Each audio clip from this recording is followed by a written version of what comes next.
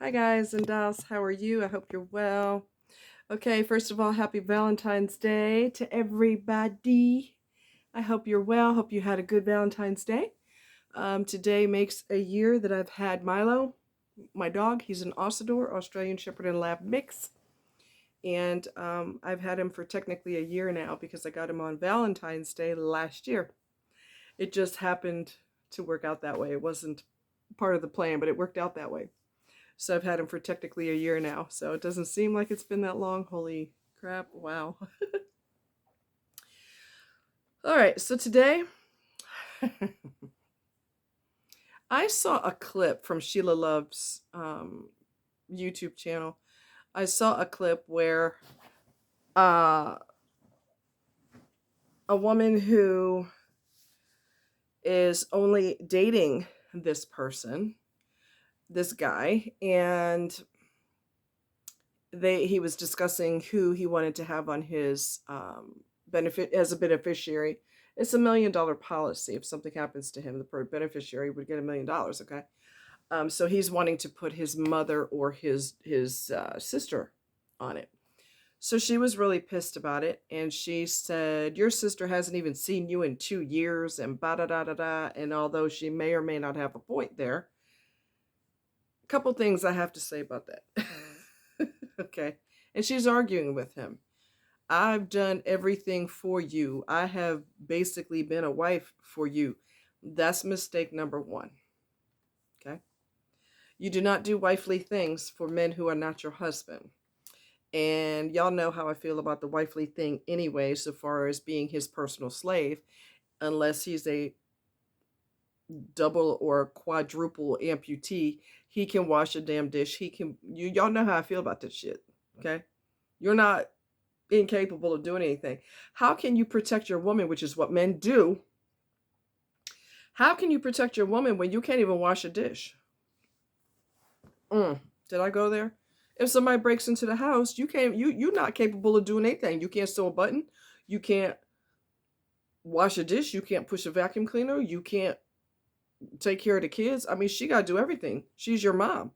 So if somebody breaks in, I guess she's on her own so far as protecting the family because you're not capable of doing even minute things, little things you can't do. Anyway, y'all know how I feel about that. Lazy asses. Anyway, not all men, thank you. Not all men. Anyway, move right along. So she got mad because he wants to put his mom and his sister as beneficiary, maybe both of them, I don't know. And he said, they'll be sure you get something or whatever the case is. So, first of all, if you look at it let's look at it from this perspective first, and then we'll go to the next page. Okay. First of all, a person puts on their beneficiary as a beneficiary on their life insurance policy. For those of you that are going, what is she even talking about? Life insurance policy. In case something happens to them, if they put you as the beneficiary, you would be the one who would receive whatever the amount of the policy is for. It is a person's legal choice. Not legal. Let me get that out of my head first of all. It is a person's choice who they want to put on the policy. It is their choice, not your choice, not the lady down the street's choice, not the goldfish, not even Milo's choice. That's my dog. It is that person who is the owner of the policy. It is their decision as to who is going to be the beneficiary. Their decision, number one. So you cannot tell somebody, you need to put me down. If they don't want to consider you that way, and your future well-being, if something happens to them, is irrelevant to them, there's your sign. There's your sign. Okay. Next that I want to address is this woman is not even engaged to this man. She is not married to this man. You are only dating. So from a legal perspective, this person doesn't have to give you nothing. And truth be told, let's just keep it real. Truth be told, even if you were married, if they wanted to be super mean and super hateful, they can still put somebody else as their besides their spouse on the as a beneficiary. It's their choice. Is it evil? Yes. Your spouse, you should be considering your spouse when it comes to something like that. But some people are real hateful. So they're going to be like, oh, yeah, baby, you covered if something happens. And then you find out that you ain't covered for a squat and you are legally married to this person and you still not getting a dime. So there are situations like that too. Uh, you're not obligated just because you're seeing someone. You're not obligated. They're not obligated to do anything for you. You are not engaged and you are not married. Okay? His mentality was, so if something happens to me, which is kind of messed up, if something happens to me, you're going to be with some other dude and you're going to have the money? No, I don't think so. So he's trying to control her after he's dead. You know what I'm saying? Because eventually she's going to be with someone else. What do you care? You're dead. You're in a casket. What do you care if she's with somebody? It don't make no sense. To me, he sounds like a control freak. But here's another point. So nobody has to give you shit. Nobody has to put you on anything. It is their policy. It is their choice. Period. And truth be told, if you have to beg somebody or plead with them or argue with them to put you on a policy as a beneficiary, how many more signs do you need that you are not relevant to this person? How many more signs do you need? You're not relevant. You don't matter. Okay? So you know what you do? You don't get mad. You don't scream. You don't yell. You don't trip. You gather up your little belongings and you get the hell out of Dodge. That's what you do. That's what you do. Okay? She's sitting here arguing with him. I wouldn't argue. Look, I'm not arguing with you. I see where I stand. And I'm going to tell you what, I was legally married. Let me just hit you with this little bombshell. I was married to this person, putting up with all their moody ass bullshit for 20 plus years. We had, it's a little lockbox thing that's supposed to be fireproof. And we had papers in here that are important papers. How about we're married for 20 something years. I don't know how many years we'd been married when I discovered this paperwork. But I looked in the box because he was like, can you look in there? He was on the road. He was an over the road truck driver. Can you look in there and see where whatever insurance or health card or whatever the hell it was that he was looking for and see if it's in there? And I'm like, yeah, I could do that. So I'm looking for it. We were getting along for the most part at this point, although that changed drastically over the years. But regardless, I'm looking for this paperwork. And so what happened? I happened upon these papers that talked about life insurance and beneficiary.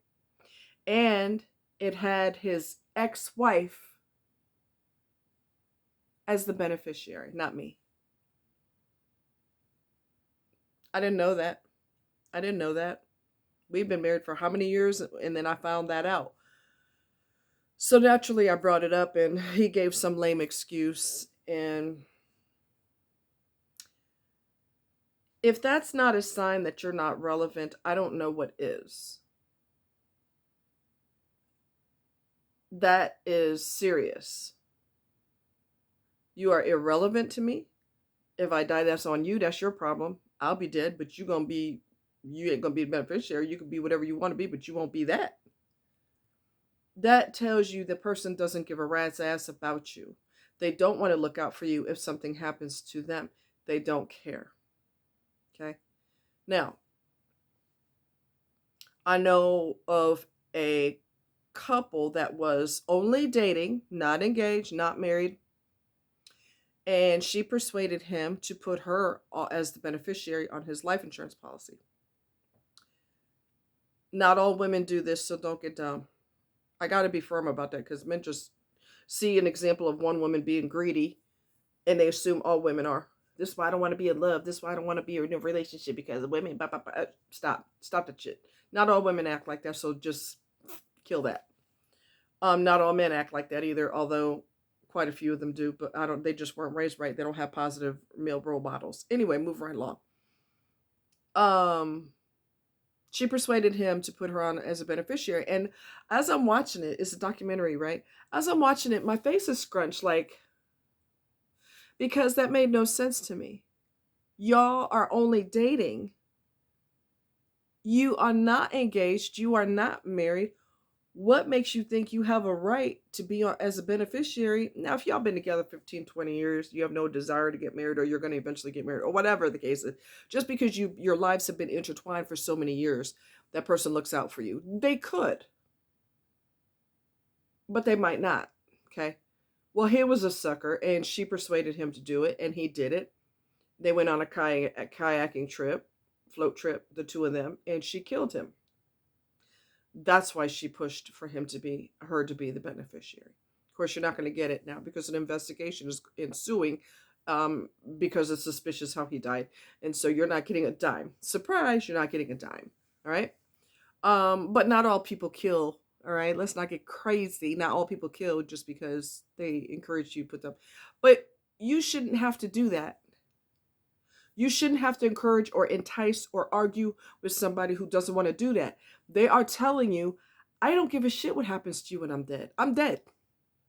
So I don't really care. They don't care about your longevity. They don't care about what happens in your future. They don't care what if you can't work anymore because you're disabled? Like, I'm disabled. What if,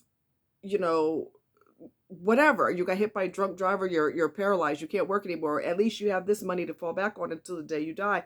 If a person doesn't give a shit about you and they're not going to consider that, stop arguing with them. They've already told you, you are not important. Get out of my face. They've already told you that because they're not looking out for you. Let it go. So I blame both of them. She sounds like a money grubbing. She got her eyes like this for $1 million, okay? And she feels entitled. Well, I do this for you. I do that for you. He's a taker. She's a taker too, but in a different way. I'm going to do things for you, and then when I hear that there's a way that I could be rewarded for it, I'm going to jump all over it. I might get $1 million if you die. Well, yeah, put my name down. I do this for you. I do that for you. You don't do for people so that you can get something out of it. It is his decision, again, who he puts in the policy. Okay? So she's doing things so that she could get money out the deal because she's like, oh, beneficiary. Oh, Scooby-Doo. Oh. Come on. She's doing so she could get, and he's taking advantage of everything she's willing to do.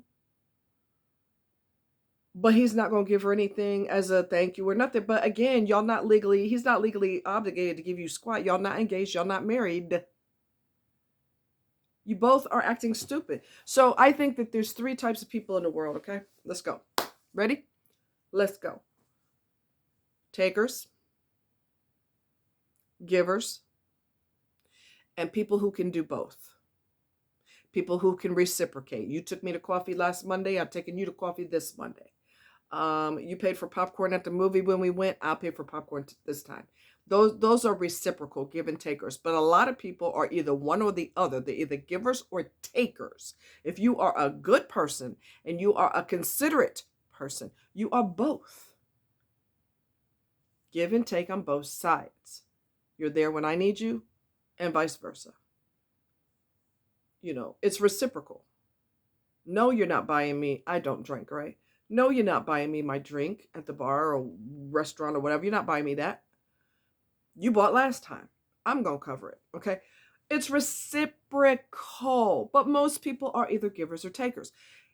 She gave under, what am I going to get out of it? A lot of women do for the man and do everything for the man in hopes of getting married one day. So you're basically manipulating that person to get married. That's not cool. You're manipulating. That's not cool. Okay? All right? It's not cool. And he's manipulating, not really manipulating, but he's taking advantage of everything she's willing to do, and he's not willing to give anything in return because he's a taker. She's a giver under circumstances. What do I get out of it in the long term? Okay. It just doesn't make any sense that you think that you're obligated. This person, he or she, is obligated to do that for you. Now, let me say this: there was a couple that was married, and something happened to him. It's a true story. Something happened to him. I don't know if I got a piece of paper in my pocket, and I don't want to forget that it's in there. Um. Uh. She. What? They were married, and something happened to him. I don't know if he got sick and died, if he got cancer. I'm not really sure what happened to him. But let me tell you something, honey. He's a damn good man. You know why? Because he did what men are supposed to do. You look out for your partner. You protect your partner. You protect your partner financially. You make sure that if something happens to you, they want for nothing. They're already going to be going through you know, heartache because you're gone if they love you. Okay. So they're already devastated. But a slight comfort is, but you got nothing to worry about financially. You could quit, you could keep working, or you could quit now and you'll be covered. So that's what he did. He covered her to make sure that she didn't want for nothing whenever he passed away. She was totally covered. I was very impressed with that because that is not even a thought process in a lot of people's head. That's not even, it's not a thought. It's not a consideration.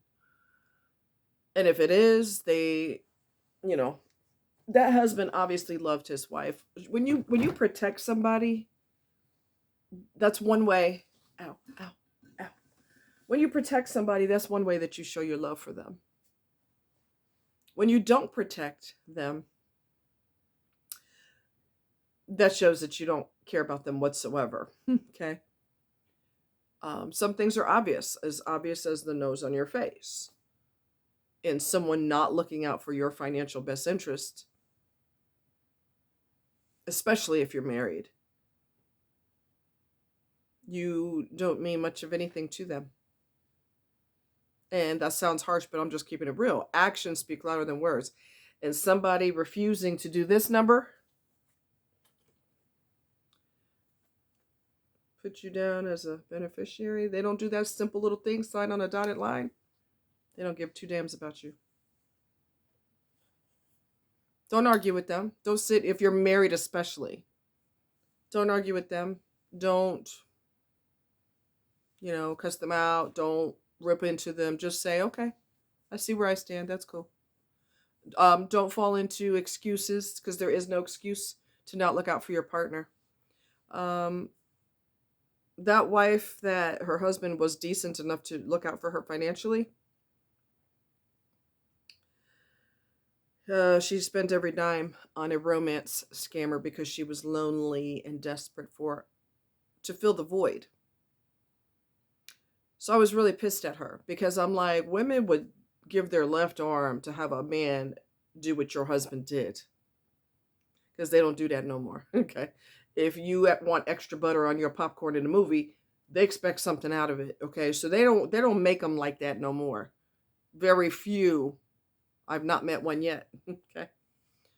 Um, they don't make them like that. Very rare. And you had a man that not only wanted to be sure you were okay, he made sure you were okay. And you just frivolously,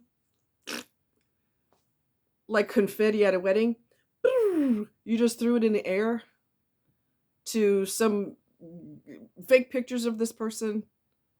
Well, the person's real, but they don't know sometimes they know their pictures are being used as scam.